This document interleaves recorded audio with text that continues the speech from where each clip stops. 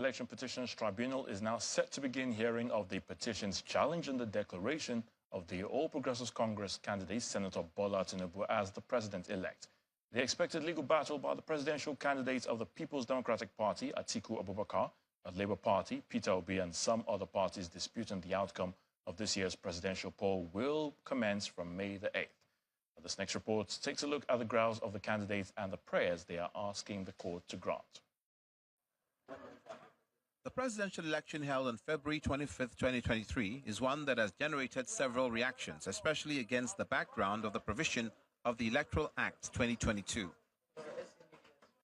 The candidates of the People's Democratic Party, Mr. Atiku Abubakar, the Labour Party, Mr. Peter Obi, and the Action Alliance rejected the outcome of the exercise as declared by the Independent National Electoral Commission, INEC.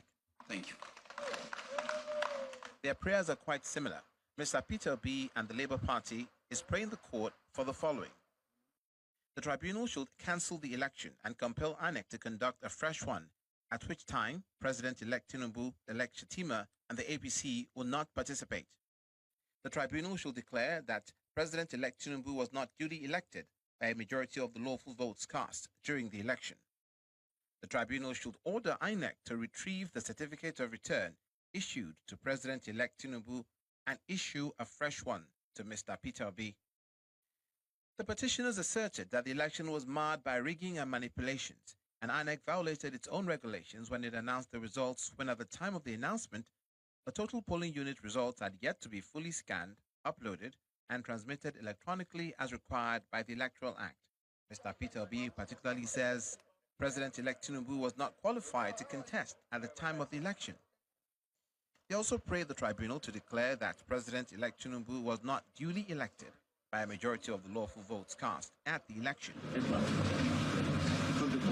Just like Mr. Peter Obi, Mr. Atiku Abubakar and the PDP are asking the tribunal to declare him winner of the presidential election, or alternatively order a rerun between him, Mr. Atiku Abubakar, and the president-elect, Asiwaju Bola Tinubu.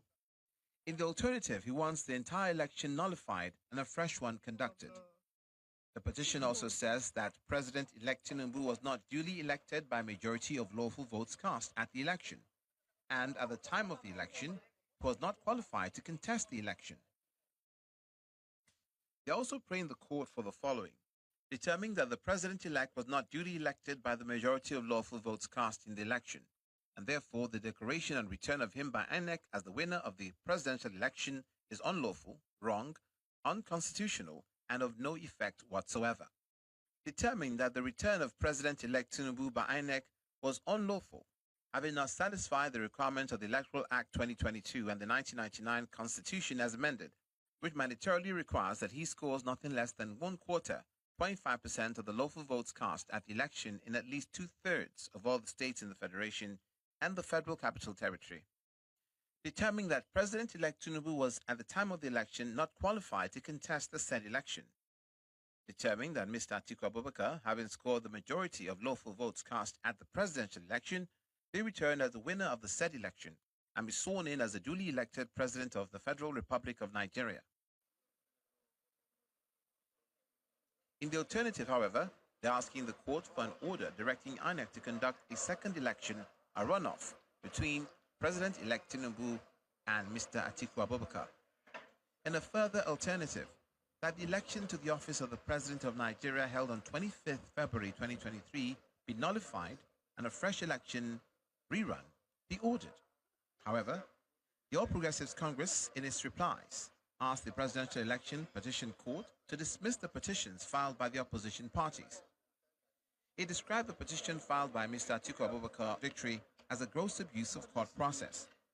Responding to Mr. Obi's petition in a preliminary objection, President-elect Tinubu filed alongside his Vice President-elect. They maintain that the Labour Party's candidate, Mr. Peter Obi, lacked the right to challenge the election victory.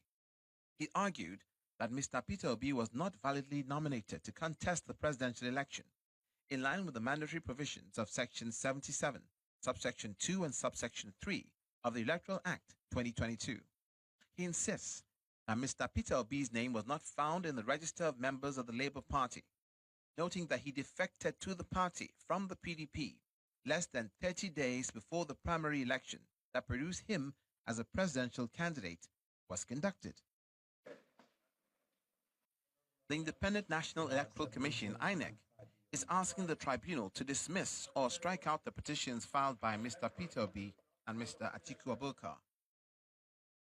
INEC says the relief sought by Mr. Peter Obi and his party are not grantable as they were grossly incompetent, abusive, vague, non-specific, ambiguous, and academic. The Electoral Commission also says Mr. Atiku Abubakar did not meet the constitutional requirements to be declared winner of the election.